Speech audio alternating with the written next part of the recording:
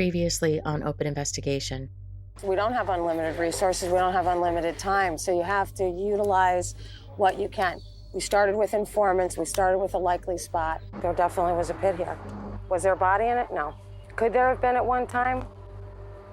Maybe.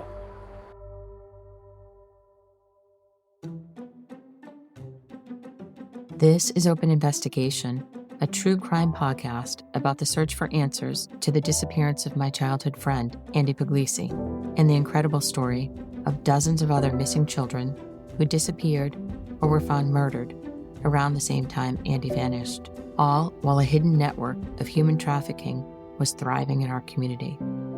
I'm your host, Melanie McLaughlin. Please keep in mind this podcast deals with crimes against children, which may be triggering for some. Please take care. This is episode 6, Trauma and Memory. In previous episodes, you learned about the abduction and unsolved disappearance of 10-year-old Andy Puglisi from Lawrence, Massachusetts, my childhood friend. I continue working on Andy's case because he was my friend, and because Andy and his family deserve justice, no matter how much time has passed. But honestly, I had no idea what I was getting into. I thought about Andy a lot when I was growing up, and over time, I realized that I could try to find out what happened to him, and maybe help his family, and me, and the rest of the kids from the projects better understand that tragic August afternoon when Andy vanished and all of our lives changed forever. I didn't know I'd uncover organized pedophilia and child trafficking in our community, or the billion-dollar child sex abuse CSAM industry that existed in the 1970s, then called child pornography. Mostly, I didn't realize how close all of this would come to me and my own family and the housing projects where we lived with dozens of neighborhood kids. I had no idea there were other unsolved cases of missing and murdered children in Massachusetts. I didn't expect to be sitting here decades deep in research, telling this story on yet another platform, but I know that I have to.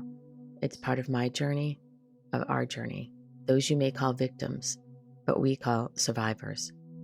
The healing is in the telling. Most of all, I'm doing this for the children of CSA, those who survived and those who didn't. I want them to know, I believe you, and I'm sorry for what happened to you. This episode is dedicated to families of the unresolved, missing, and murdered. We know that trauma never goes away. We only hope we can help you feel less alone. Act 1, Witness X. On June 12, 2007, my documentary, Have You Seen Andy?, was broadcast on HBO Cinemax to millions of viewers. It took years to make. Andy's story was finally being heard. But as I was approaching the deadline to deliver the documentary to HBO, I knew I was uncovering more information. I just didn't know what it meant, or how to include it in the 70-minute broadcast. I also didn't know that I was 10 weeks pregnant with our third child. The pregnancy was complicated. Our daughter was diagnosed prenatally with Down syndrome and a large hole in her heart. Our daughter Grace was born on December 26, 2007, just 6 months after the film was broadcast. I wouldn't be going on the road with Andy's film. I wouldn't be doing outreach to help prevent child exploitation like I'd hoped. There would be no education kit and few press interviews. Instead, I would be giving birth to and taking care of our medically complex daughter. Life is strange. I had no idea this turn of events would fundamentally change me. The core of who I was would be stripped bare, and I would reevaluate everything I ever believed.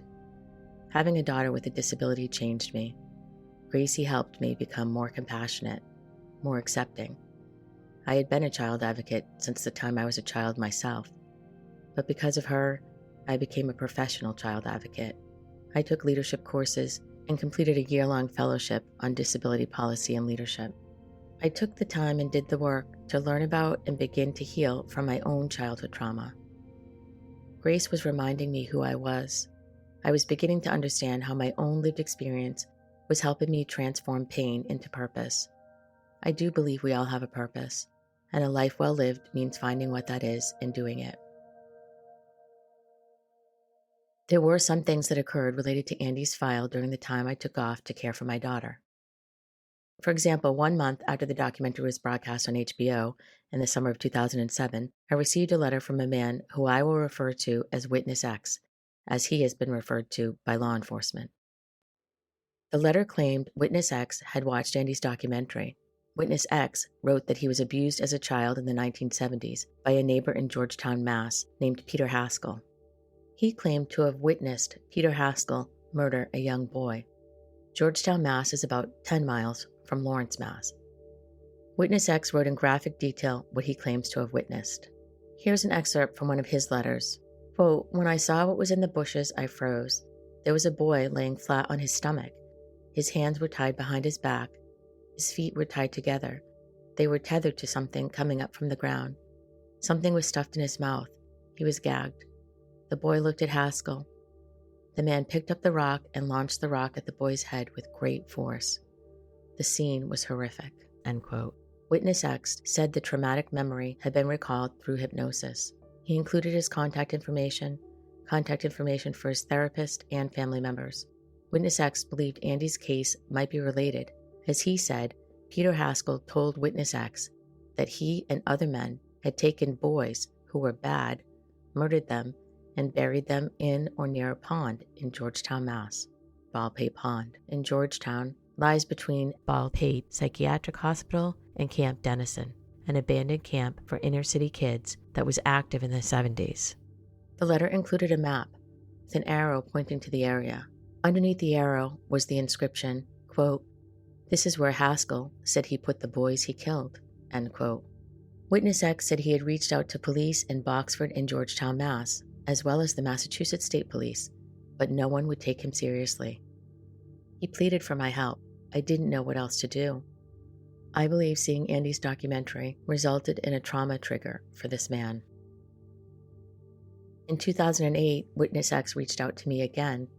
He asked me to help him contact the Connecticut police, as he had met with a few Mass police officers, but they seemed to refuse to believe his story. There are several children missing from Connecticut, also from the 1970s, one of whom, Janice Pocket, had been linked to a Lawrence boy through a deathbed confession by the convicted child murderer Charles Pierce. Janice Pocket was a 7-year-old girl who vanished from Tallinn, Connecticut in 1973. She's never been recovered, and her case remains unsolved. Janice is one of 4 girls that went missing in a short period of time in Connecticut. You may remember from earlier episodes, Charles Pierce was a convicted child murderer from Haverhill, Mass., a city that borders Lawrence, Mass. He was convicted of murdering 10-year-old Michelle Wilson, whose remains were recovered in Boxford, Mass., right near Baldpate Pond. Michelle's skull had been crushed.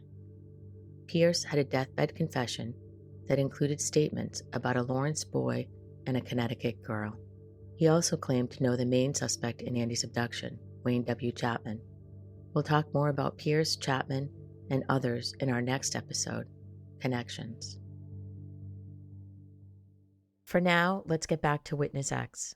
Witness X wondered if any of the Connecticut cases might be related to the murder of the boy he claimed to witness in Boxford, Mass. He was desperately trying to figure out who the boy was.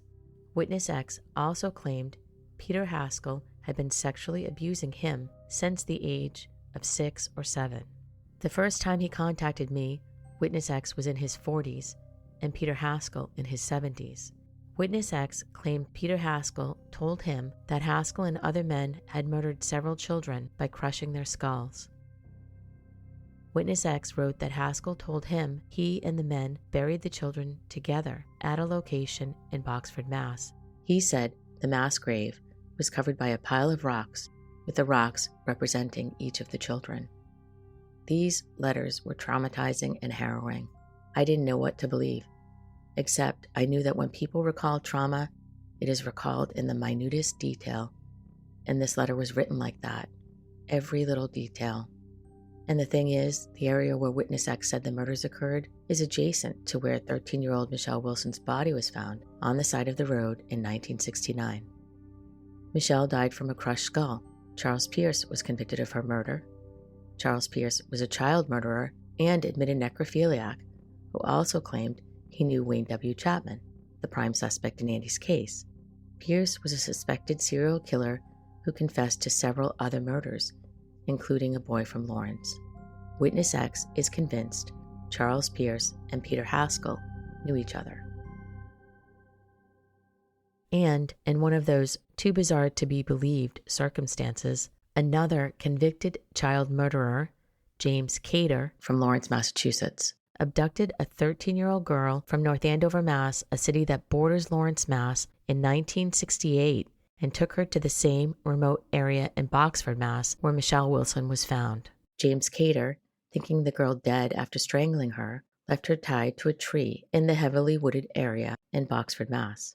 The North Andover girl managed to regain consciousness, untie herself, and get to safety.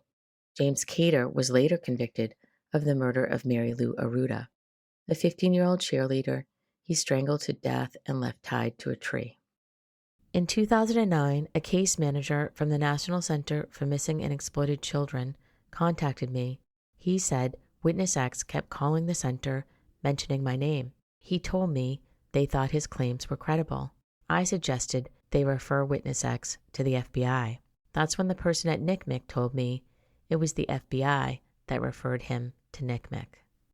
That's when I decided to pick up the phone and call the Mass State Police detectives assigned to Andy's case and ask them whether they had spoken to Witness X or were taking his allegations seriously. I was told they had interviewed Witness X, but found he, quote, acted strangely, end quote. I told Witness X he should contact the Attorney General's office. Witness X shared this letter with me that he received from the Massachusetts Attorney General's office. December 1, 2009, regarding complaint against Peter Haskell. Quote, the Attorney General's office has reviewed your recent inquiry to the Criminal Bureau for the purpose of deciding whether to assign your complaint within the Criminal Bureau for a more comprehensive review of the facts or to initiate a full criminal investigation or prosecution, end quote. Then there's a paragraph about the number of complaints the AG's office get and how they're routed. And here's the next quote. Quote, please be advised that the Criminal Bureau is not going to investigate your review or complaint at this time. Sincerely, Assistant Attorney General, Criminal Bureau, Massachusetts Attorney General's Office, end quote. We just kept hitting dead ends with this man's story. I was a documentary filmmaker. I didn't know how to get law enforcement interested. I didn't know how to help this man. But in 2016, the shit hit the fan, as they say. As I said at the top of the show, I had been trying to just live my life and raise my children. But on this day, I was driving down the highway listening to National Public Radio. What I heard made me nearly drive off the road.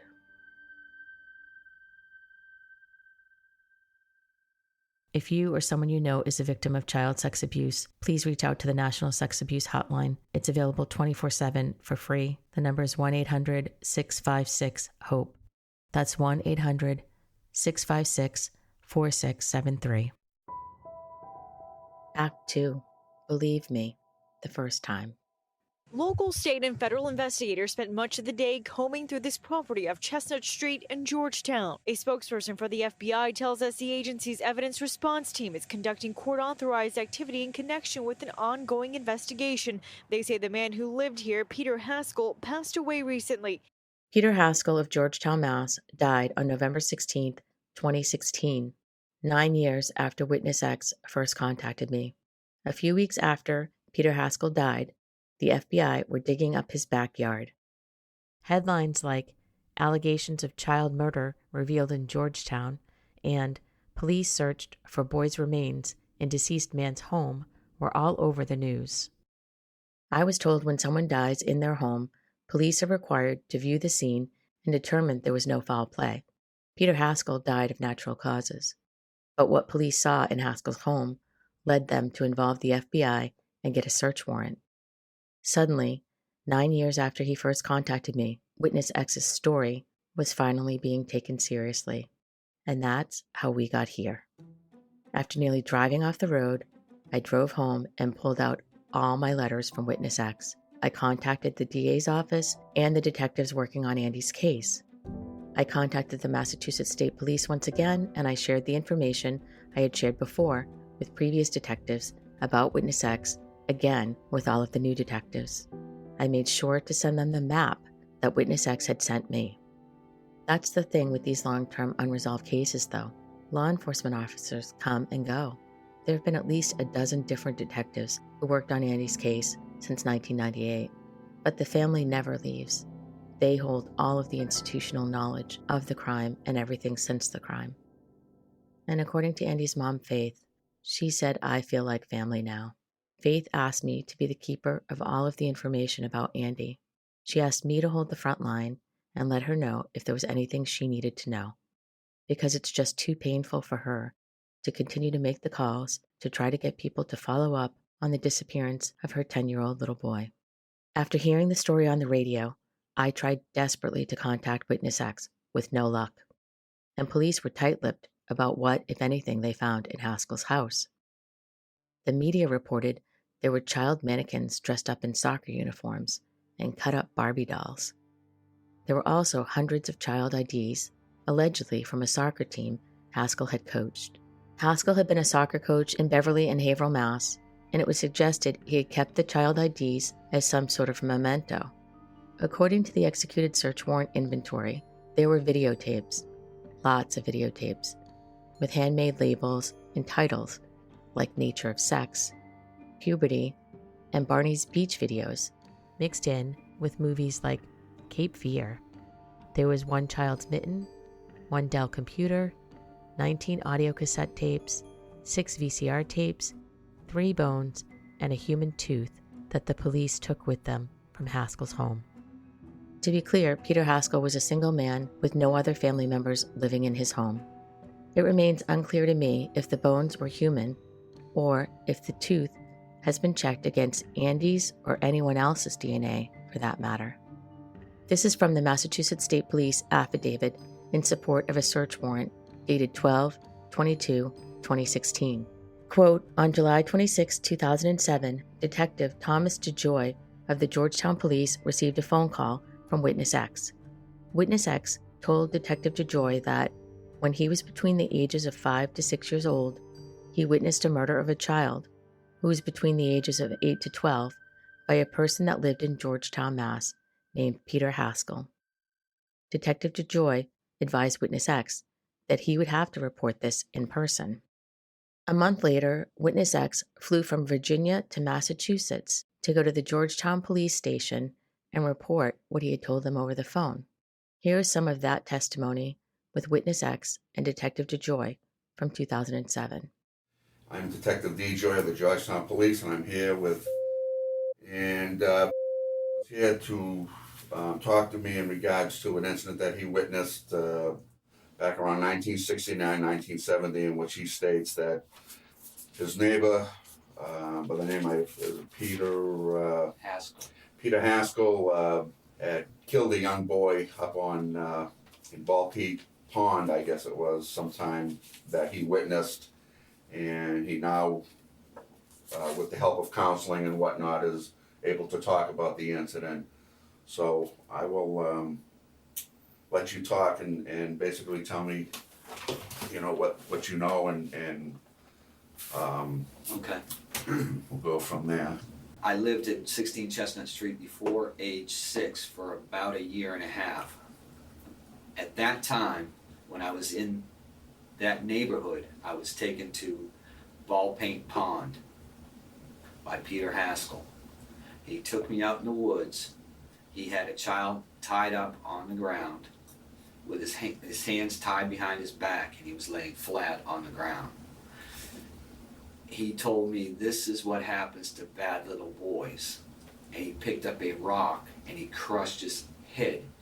Do you recall about how old Mr. Haskell was? An educated guess, he was approximately 28. I recall him saying that he worked with an oil company. Okay. Well, or a gas company. He's listed his occupation was at the time, or listed in our residency book as a truck driver. Aha.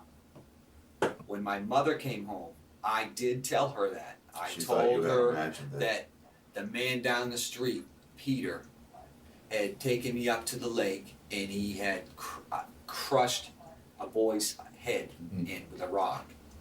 And my mother told me that people don't do those sort of things. I must have had a nightmare the night before, and she said I had let my imagination run wild. I don't know how much time had passed, but it was a hot day that I went over to Peter's house, and it was, I believe, a Saturday. He wanted to go up to the pond, and I was wanting to go up to the pond too. So we left his house. When we left his house, he was not the same person. He was weird. I was scared. I was scared from the moment we turned the corner on Chestnut Street. I was very scared. When we got to where the hill starts to go up to, the first hill there, he hit the gas like this. I mean, and it scared the hell out of me. And I asked him at that point, what is the matter? What's going on? And I'm telling you, the whole time, from the time we left that house to the time we got out of the vehicle, I bet he didn't say 2 words. He started talking. He changed up. And we went out into the woods, and there's a small pond out there. I knew I was in trouble. I moved away from him. I knew I was in deep crap. He said, what's the matter?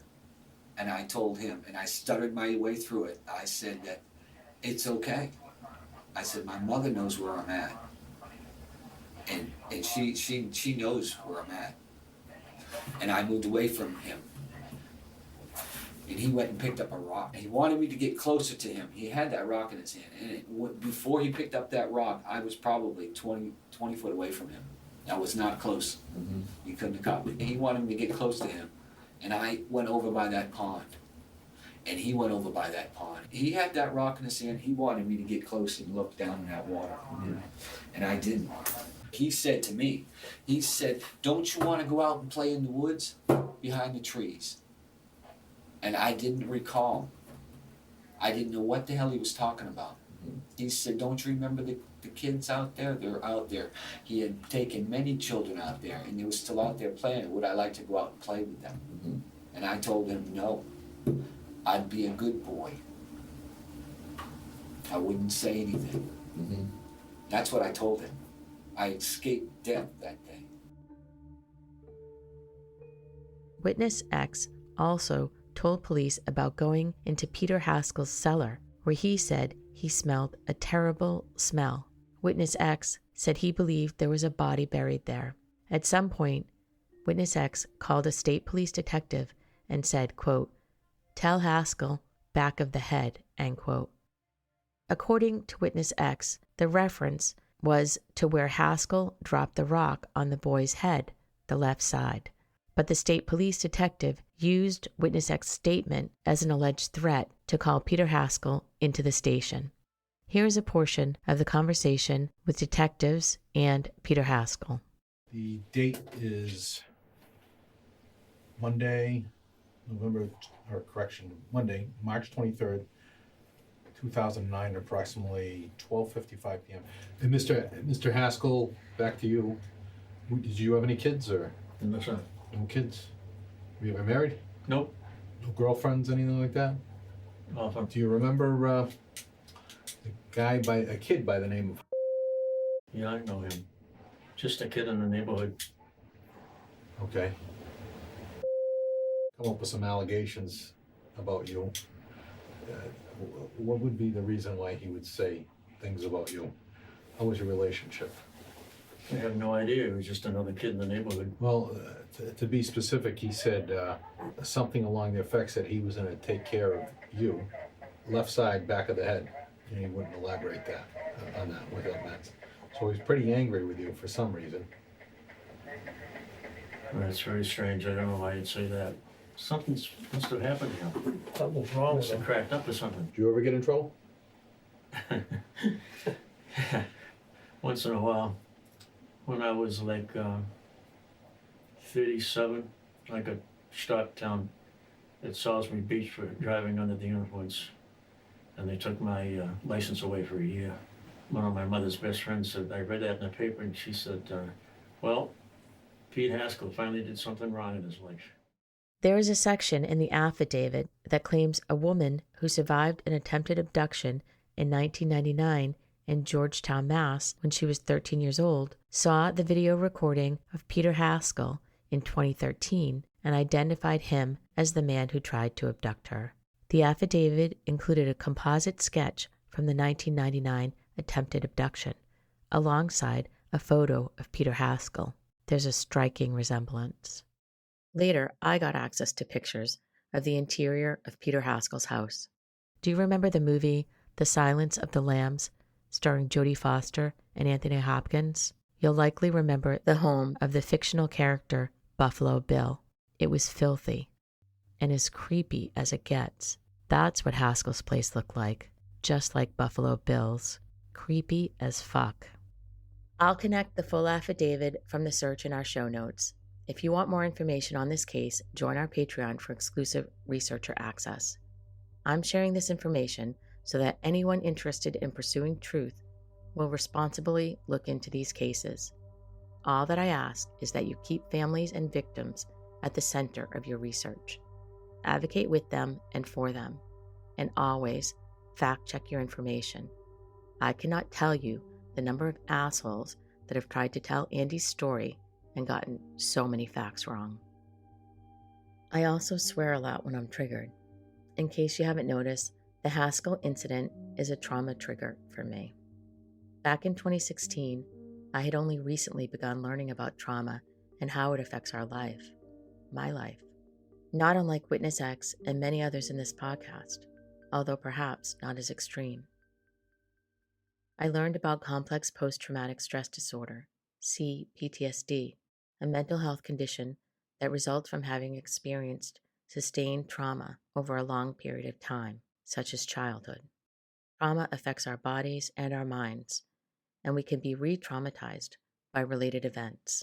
For me, when I'm experiencing a trigger, like hearing the FBI were finally digging an area that we had been trying to get anyone to look at for years, I get sort of an adrenaline or cortisol rush. My heart starts racing, I feel hot, and I can literally lose my words or seem forgetful. Like in the last episode, when I talked about meeting Father Tom Curran, after that meeting, I tried to go pump gas at the gas station, and I literally could not remember which gas pump to use, the diesel gas or the regular. It's really wild when you see it happen in action. I read a really great book called The Body Keeps the Score by Bessel van der Kolk that taught me so much about trauma. That and years of trauma-informed therapy taught me that when I'm experiencing trauma, my primal brain is activated. It is trying to figure out how to survive in the situation. The blood rushes to my main organs so I can fight or flee if needed. That primal response is called fight or flight. I didn't realize that because all of the blood is rushing to my internal organs, it's often why my hands and feet are cold and I shiver when reliving a traumatic event. Trauma is biological. It's also very difficult to concentrate or recall memory. That part of the brain is shut down, so we're only using our most necessary resources. So with all of this cortisol and adrenaline running through my body, I hoped once again, maybe this would be the time that something would give in Andy's case and the other children's cases. Except, just like before, after a few days in the news, the Georgetown Mass case disappeared, and no one asked about Peter Haskell, Witness X, any bones, or human teeth again. Because there was presumably nothing found during the FBI dig in the backyard, the case just faded into oblivion, like who knows how many others. Years later, I happened to meet an FBI agent from the emergency response team in Boston. I asked if he had worked on the Georgetown Mass case. He told me he had, and that there was a lot more to the story. I asked why they didn't dig where the map from Witness X indicated the boys were buried. That agent said, "What map?" My colleague and I, Dr. Anne-Marie Myers, who consults with law enforcement as a forensic anthropologist archaeologist to advise on ground truthing strategies, met with the FBI agents and shared the info that Witness X had shared with me along with the map. Ground truthing means making sure the information is accurate and not inferred. In this instance, they wanted to show that the map was still up to date even though it had been written years earlier and that nothing in the area had changed. We drove together to the wooded area in Georgetown, Mass. The first thing I saw was a road sign that said Farmer Bob's Way. We drove down a dirt path into the woods, into the curved road Baldpate Pond, where we saw the pond next to the abandoned camp, Camp Dennison, that honestly looked like something out of Deliverance. The FBI agents, Dr. Myers and I, walked around the wooded area while talking about the letters from Witness X. We were excited to finally have law enforcement out in the area and maybe get them to use sophisticated technology and collaborate with local and state police. Collaboration is key in cases like this. The FBI has resources that the Mass State Police and local police may not, but the agents told us they have to be invited by local and state law enforcement to be part of the case. I was hopeful that this time things would change. Unfortunately, about 3 months later, I finally got an email back that said the FBI does not have the resources to work on this case at this time. Witness X continues to insist he witnessed Peter Haskell murder a young boy in the Baldpate Pond area of Georgetown, Mass.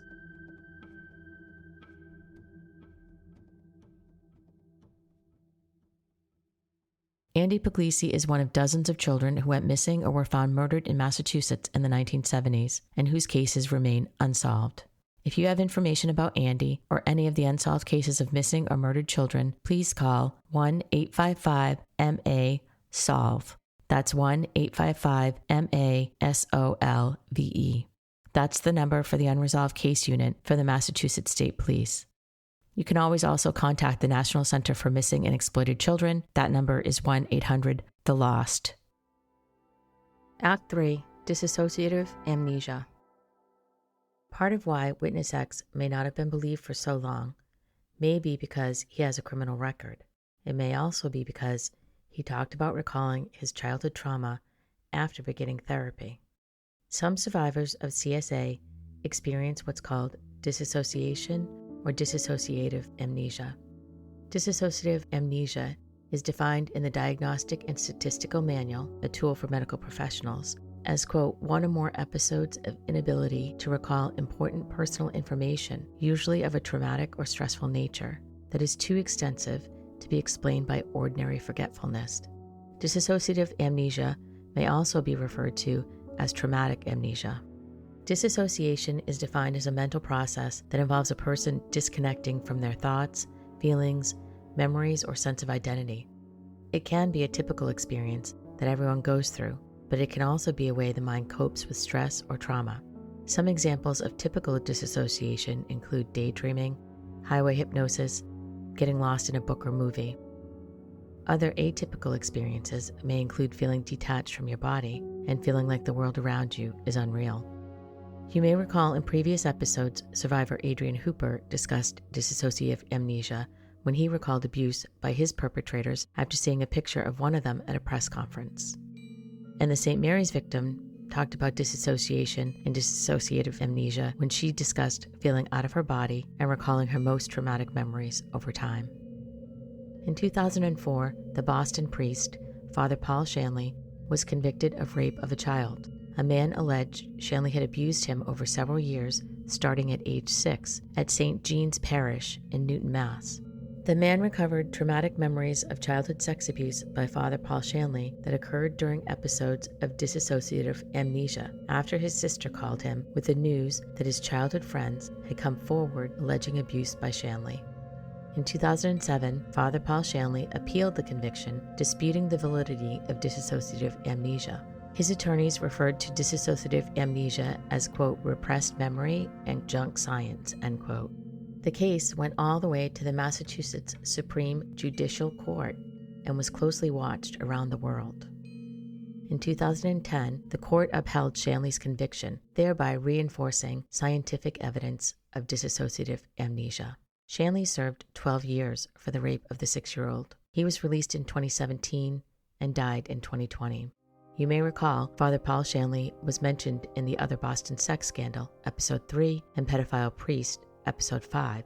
He was the notorious street priest who allegedly trafficked runaway boys and foster children with the help of social worker Dick Bavely and others. Shanley also promoted what he called Man-Boy Love and the organization NAMBLA, the North American Man-Boy Love Association that was founded in Revere, Mass. In the 70s.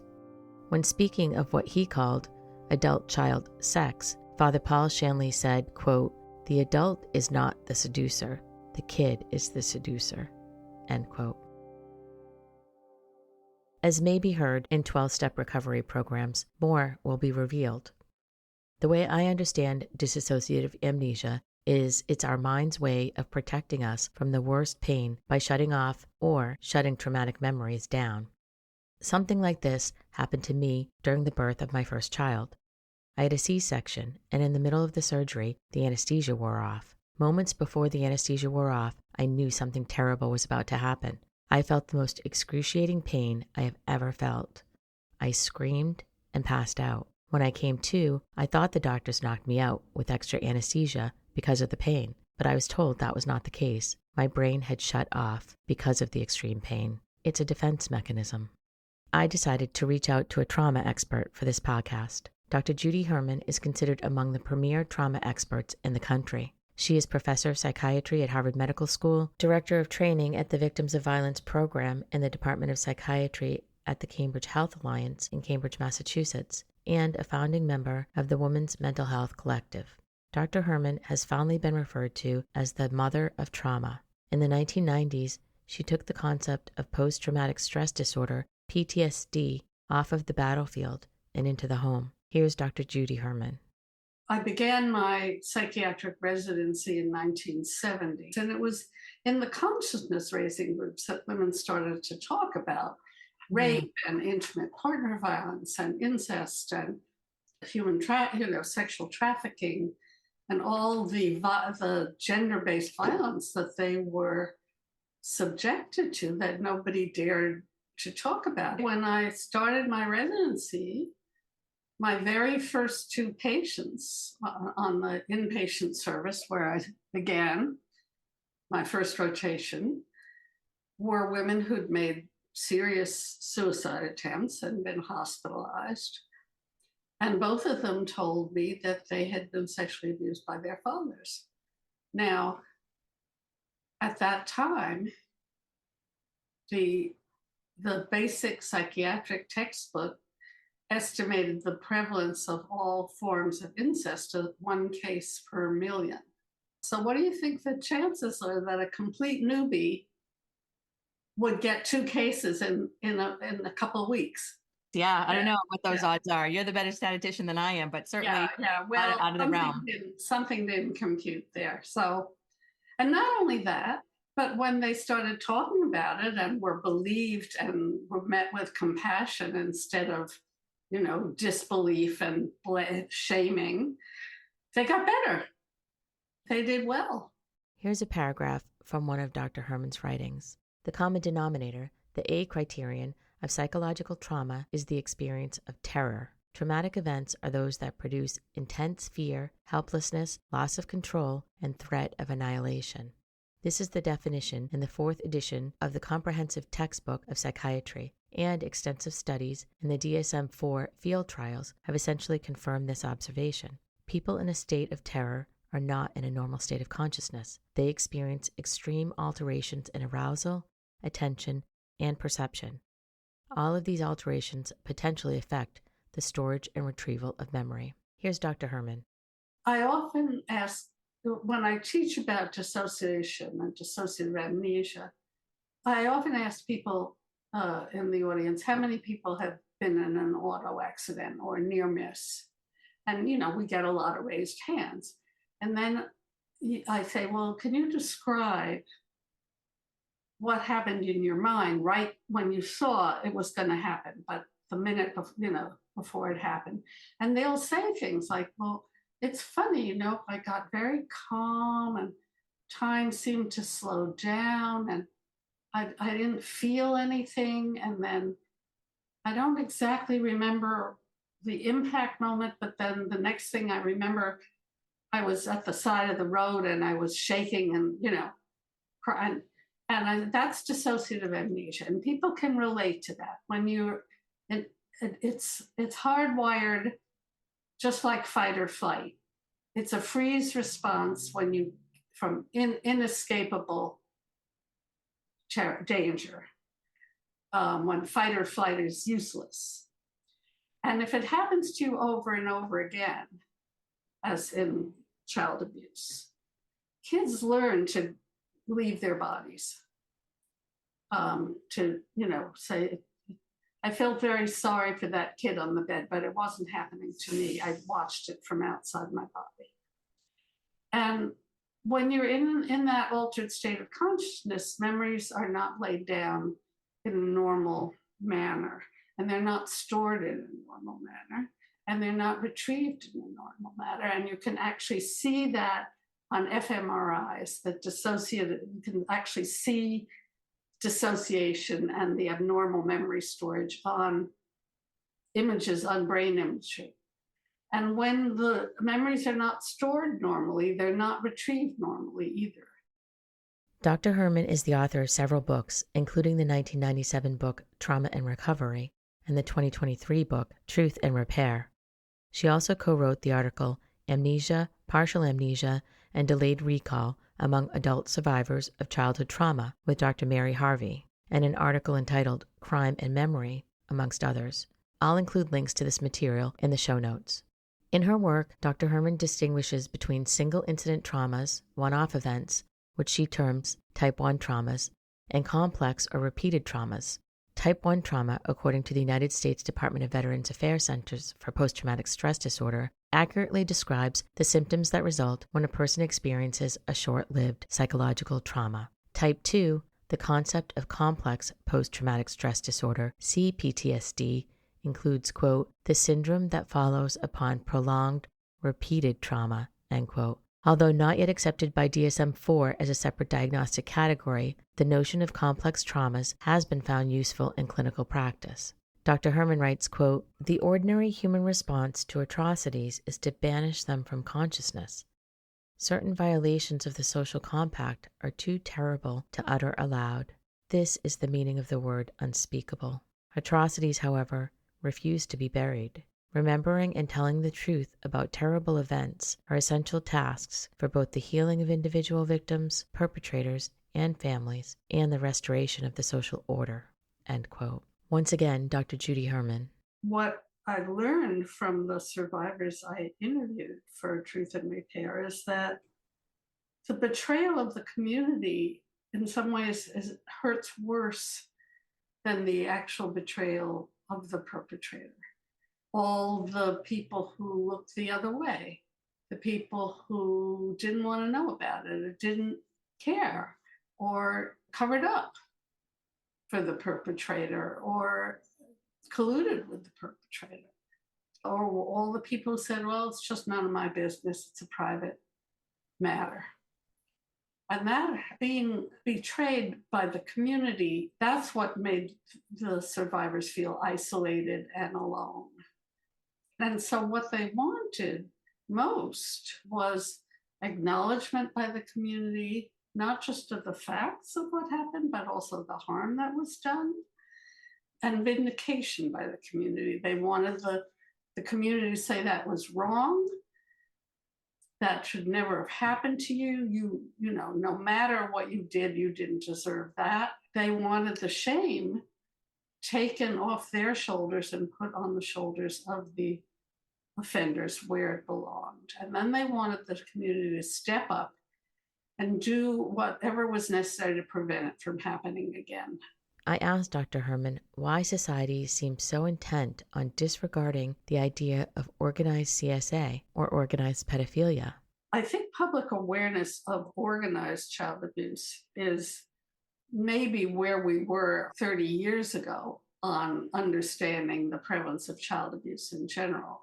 The fact that there's a huge market, both for child pornography and for child prostitution, and that you can find it in every community, that there's basically organized sex trafficking in every community. I think people are not yet aware of that. People don't quite get how huge the sex industry is. I mean, sex trafficking is up there with drugs and guns, as it's not billions, it's multi-trillion-dollar worldwide industry. I wanted to know what Dr. Herman had to say about what it takes for trauma survivors, survivors of CSA, to heal. Here's what she told me. That's where people really need to find their own communities. I think that's one reason why support groups for survivors are so important, it's the validation from peers that really makes such a difference. So the groups are a wonderful antidote to isolation. They're an antidote to shame. And they're also very empowering because group members not only receive help, but give help to one another. And so they find that through their own experience, they can make their experience a gift to others. One of the things that Ann Burgess found in her study of survivors was that the majority didn't get much mental health care other than what they got in the emergency room. But most people 4 years later had made pretty good recoveries. And the two things that really predicted a good recovery were, first of all, taking some sort of action to reestablish a sense of safety. It didn't really matter what the action was. Some people went to the police, but the majority didn't. I mean, most rapes are not reported because survivors are afraid they won't be believed or they'll be blamed. But they did something. They changed their locks on their doors. They changed their phone numbers. They got a dog. They moved in with family. They moved in with a roommate. They took self-defense class. They did something to make them feel that they weren't so vulnerable. Taking action was one thing, and reaching out to other people, telling someone was the other. There were some people who told someone and didn't get a supportive response right away, immediately, but they kept trying until they found someone who was supportive. So connecting with other people and taking action, those were the two things that really predicted good recovery. Isolation predicted the worst recoveries. And the best recoveries of all, there were about 10% of the survivors who got involved in some sort of social justice action. As a result, they developed what my colleague Robert J. Lifton calls a survivor mission. So about 10% of the survivors did things like they testified before the legislature, or they got involved in public education, or they volunteered at a rape crisis center. They did something to say, I want to prevent this from happening. If I can prevent this from happening to one other person, then maybe it won't have been completely in vain. I decided to end this episode on trauma and memory with Dr. Judy Herman, who I consider a hero, reading a paragraph from her book, Truth and Repair. If secrecy and denial are the tyrant's first line of defense, then public truth-telling must be the first act of a survivor's resistance. And recognizing the survivor's claim to justice must be the moral community's first act of solidarity. Next time on Open Investigation, Connections, Episode 7. This episode will tie together the many connections made throughout this podcast and throughout our investigation. New episodes are released every Tuesday. Stay tuned. And please share our podcast on social media and with friends and family. The more we get the word out, the higher our hopes are of making real systemic change. Thank you.